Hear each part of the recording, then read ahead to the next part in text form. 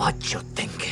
मुन्ना भैया, मुन्ना मुन्ना भैया, ललित की आवाज सुनकर चौंकता है। कालीन भैया है। मुन्ना भैया हॉस्पिटल की बेड पर है और वो सपना देख रहा है। माँ चोट देंगे, सबकी माँ चोट देंगे। मुन्ना भैया, इनकी माँ आपकी दादी हुई उसने सामने बैठे कालीन भैया पर है ना बाबूजी? उंगली में लगा पल्स मीटर पिस्टल की तरह ताना हुआ है। कमरे में कालीन भैया, मकबूल और बाबूजी भी मौजूद हैं। वो होश संभालता हुआ कहता है, गुड्डू, गुड्डू का क्या हुआ पापा? कालीन घूरते हुए, बेटा अभी ठीक हो जाओ, फिर बात करेंगे। कितने दिनों बाद आज सजीव हुए हो। मुन्ना असमंजस में है। वो कुछ दूरी पर खड़े मकबूल से, मकबूल, क्या हुआ गुड्डू का? एक नौकरानी आकर जूस का गिलास कालीन भैया को देने जाती है। वो मुन्ना भैया की ओर इशारा करता है। उनकी स्कॉर्पियो जंगल में मिली, जली हुई। जंगली जानवर बहुत है उधर। नौकरानी टेबल पर कुछ नहीं कह सकते। दवा और जूस रख देती है। लड़के लगाए हैं खोजने के लिए। कालीन भैया नौकरानी से पूछते हैं, भाभी कहाँ है? उनकी तबीयत अभी भी खराब है भैया जी, गोली लेकर सोई हैं। वो चली जाती है। साला एक गोलियां खा के जग गए और दूसरी गोली खा के सो रही हैं। अजायब घर है ये। बाबूजी गंभीर हैं। कोई बात नहीं है खन्ना, बहू की तबीयत खराब है, आराम करने दो। मुन्ना की नजरें शून्य में टिकी हैं। आसपास हॉस्पिटल की कई सारी मशीनें लगी हैं, जैसे सलाइन और ईसीजी। अब पहली बार हमको इतना बड़ा काम सौंपे थे पापा, और हम तुम अच्छा किए। हाँ, लेकिन पूरा खत्म नहीं कर पाए। हम आपको प्राउड फील कराना चाहते थे। फैमिली की राय से चलोगे तो फैमिली को और भी प्राउड कराओगे। कराएंगे बाबूजी,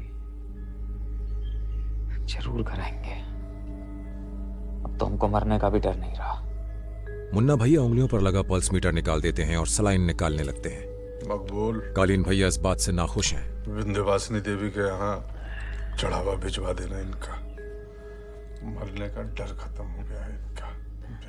मुन्ना भैया जूस पीते हुए मुंह बनाता है। बाबूजी, मकबूल व्हीलचेयर पर बैठे बाबूजी को लेकर बाहर चला जाता है। ललित उठकर बाहर जाने लगता है। तभी मुन्ना भैया, तुम रुको यहाँ। ललित फिर बैठ जाता है।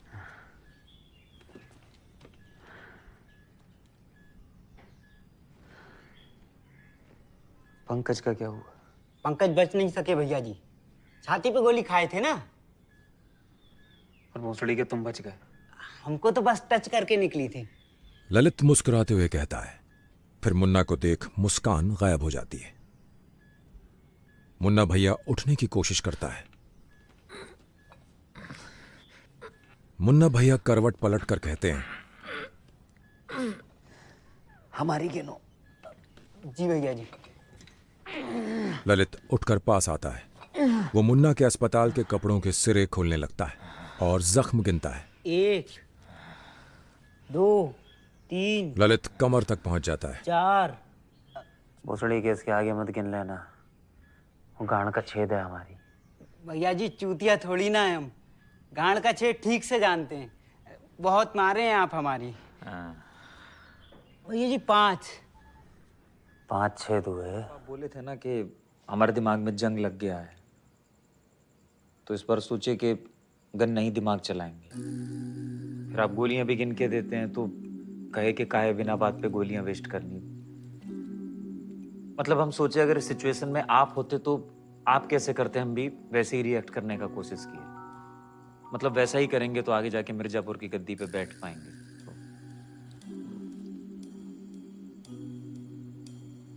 बिना वायलेंस का जौनपुर ला के दिए, सरहद से लॉयल्टी प्रूव करवा दिए।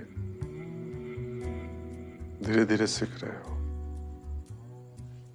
आदमी का डरना जरूरी है, मरना नहीं।